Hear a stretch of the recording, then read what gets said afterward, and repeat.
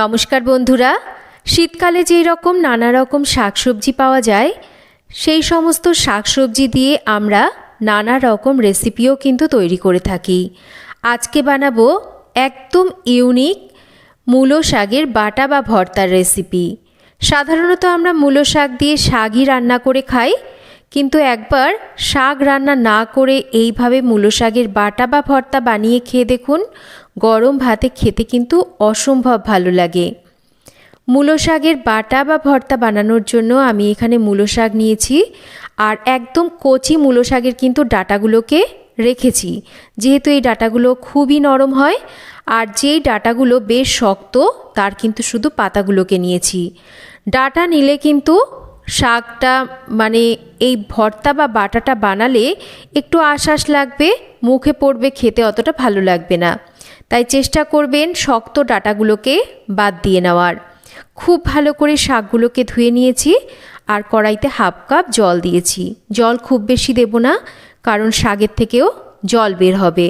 কিছুটা শাক আমি দিয়ে একটা ঢাকা দিয়ে রেখে দিয়েছি।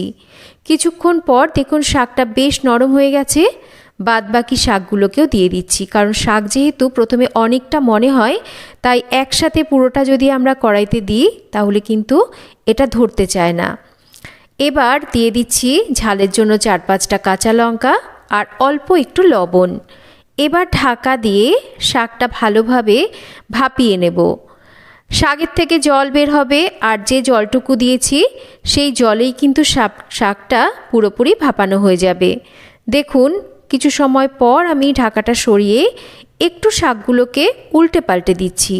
শাক কিন্তু বেশ অনেকটাই নরম হয়ে গেছে, একটু উল্টে দিচ্ছি যাতে শাকগুলো প্রত্যেকটা ভালোভাবে সুন্দরভাবে নরম হয়। আবারও ঢাকা দিয়ে আমি শাকটাকে আরেকটু ভালো করে ভাপিয়ে নেব। মোটামুটি আমার এখানে 6 থেকে 7 মিনিট কিন্তু সময় লেগেছে শাকগুলোকে ভাপিয়ে নিতে। এই রকম করে একটু ভাপিয়ে নিলে শাকটাও সুন্দরভাবে মুলায়ম হয়ে যায়, আর মূলো শাকের মধ্যে যে একটা গন্ধ সেটাও কিন্তু চলে যায়। এবার ভালো করে জলটাকে ঝরিয়ে নেব, আর শাকগুলোকে একটা পাত্রের মধ্যে তুলে নেব। দেখতেই পাচ্ছেন যে জলটুকু দিয়েছি সেই জলটুকু ছাড়াও কিন্তু শাক থেকে বেশ অনেকটা জল বেরিয়েছে, আর এই জলটাকে কিন্তু আমরা ফেলে দেব। এই ভাপানো শাকটাকে এবার ভালো করে ঠান্ডা হতে দেব।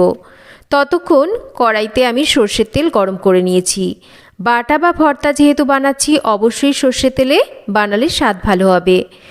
নিয়েছি এখানে মোটামুটি 25 থেকে 30 কোয়া রসুন, মানে আনুমানিক এখানে একটা ছোট আস্ত রসুন কিন্তু আমি এখানে নিয়েছি। 3টে শুকনো লঙ্কা দিয়ে এবার শুকনো লঙ্কা আর রসুনটাকে একটু হালকা করে ভেজে নিচ্ছি। লঙ্কা বা রসুন কোনোটাই কিন্তু খুব বেশি লাল করে ভাজছি না। দেখুন দেখিয়ে দিচ্ছি কিভাবে লঙ্কা আর রসুনটাকে ভেজে নিয়েছি। খুব বেশি লাল করে ভাজলে লঙ্কা বা রসুনের সুন্দর স্বাদ বা গন্ধ দুটোই কিন্তু নষ্ট হয়ে যাবে। ঠিক এইভাবে ভেজে তুলে নিয়েছি। এদিকে শাকটাও ঠান্ডা হয়ে গেছে। এই ভেজে নেওয়া রসুন, শুকনো লঙ্কা আর এই ভাপিয়ে নেওয়া শাকটাকে একসাথে বেটে নেব, কোনো রকম জল দেব না। এবার কড়াইতে যে তেলটা রয়েছে তার মধ্যেই আমি কালো জিরে আর শুকনো লঙ্কা একটু ফোড়নে দিয়ে ভেজে নিচ্ছি। ফোড়নটা সুন্দরভাবে ভেজে নেওয়া হয়ে গেছে। এবার এখানে দিয়ে দেব আমি একটা বড় সাইজের কেটে নেওয়া পেঁয়াজ। পেঁয়াজটাকেও বেশ একটু লাল করে ভেজে নেব, তবে খুব যে বেশি গোল্ডেন করে ভাজবো সেটা কিন্তু নয়, মানে খুব যে বেশি পোড়া পোড়া করে ভাজবো সেটা কিন্তু নয়। বেশি পোড়া পোড়া করে যদি পেঁয়াজটাকে ভেজে নেওয়া হয় তাহলে কিন্তু ভর্তা খেতে ভালো লাগে না। দেখুন পেঁয়াজটাকে ঠিক এইভাবে আমি গোল্ডেন করে ভেজে নিয়েছি। এবার বেটে নেওয়া মূলো শাকটাকে দিয়ে দেব। আমি কিন্তু একদম জল ছাড়াই শাকটাকে বেটে নিয়েছি। আমি মিক্সিতে বেটেছি, আপনারা চাইলে শিলপাটাতেও কিন্তু বেটে নিতে পারেন। একই সাথে স্বাদ মতন লবণ দিয়ে দেব। এবার আমরা ভালো করে শাকটাকে নাড়াচাড়া করে এইভাবে রান্না করব। গ্যাসের ফ্লেমটাকে এই সময় মিডিয়ামে রাখতে হবে, তাতে করে শাকের মধ্যে থাকা যে এক্সট্রা জল সেটা খুব তাড়াতাড়ি টেনে যায়। আমি মোটামুটি 7 থেকে 8 মিনিট মতন সময় ধরে শাকটাকে এইভাবে নাড়াচাড়া করতে থেকেছি। দেখুন শাকের মধ্যে যে জলটা ছিল সেই জল ভাবটা কিন্তু 50% টেনে গেছে। এবার শাকটাকে আমরা এর মধ্যে একটু স্বাদটাকে ব্যালেন্স করার জন্য সামান্য করে একটু মিষ্টি দেব।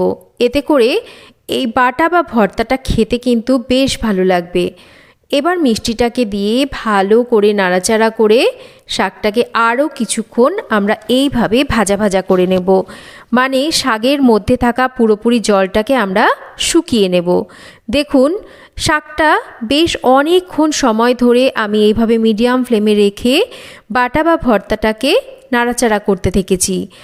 এইটা এইরকম একটা মণ্ড পাকিয়ে যাবে, আর যত ভাজা হবে ততই কিন্তু এর স্বাদ ভালো হবে। কি করে বুঝবেন? যখন দেখবেন যে কড়াইয়ের গায়ে এইরকম লেগে লেগে আসছে, তখন বুঝতে হবে যে এই বাটা বা ভর্তা কিন্তু আমাদের তৈরি হয়ে গেছে। একটু নুন ঝাল মিষ্টিটা ভালো করে চেক করে দেখে নিতে হবে যাতে সব কিছু ঠিকঠাক থাকে। এবার এটাকে নাবিয়ে নিয়ে গরম ভাতে সার্ভ করে দেব।